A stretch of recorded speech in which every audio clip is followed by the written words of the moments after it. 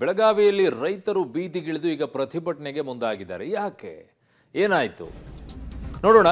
ಹಲಗ ಮತ್ತು ಮಚ್ಚೆ ಬೈಪಾಸ್ ರಸ್ತೆ ಏನಿದೆ ಅದರ ಕಾಮಗಾರಿ ರದ್ದು ಮಾಡಬೇಕು ಅಂತ ಆಗ್ರಹಿಸಿ ಬೆಳಗಾವಿಯ ಚೆನ್ನಮ್ಮ ವೃತ್ತದಲ್ಲಿ ರೈತರು ಪ್ರತಿಭಟನೆಯನ್ನ ಮಾಡಿರೋದು.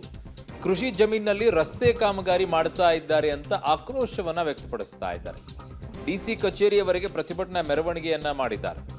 ಸೊ ಇದು ಬೆಳಗಾವಿ ತಾಲೂಕಿನ ಹಲಗ, ಬೆಳಗಾವಿ, ಹಳೆ ಬೆಳಗಾವಿ, ಮಾಧವಪುರ, ವಡಗಾಂವ್, ಶಹಾಪುರ, ಅನುಗೋಳ, ಮಜ್ಜಗಾಂವ್, ಏಳೂರು ಈ ಗ್ರಾಮದ ರಸ್ತೆ ಕಾಮಗಾರಿಗೆ ತೀವ್ರ ವಿರೋಧ ವ್ಯಕ್ತವಾಗ್ತಾ ಇದೆ. ಈಗ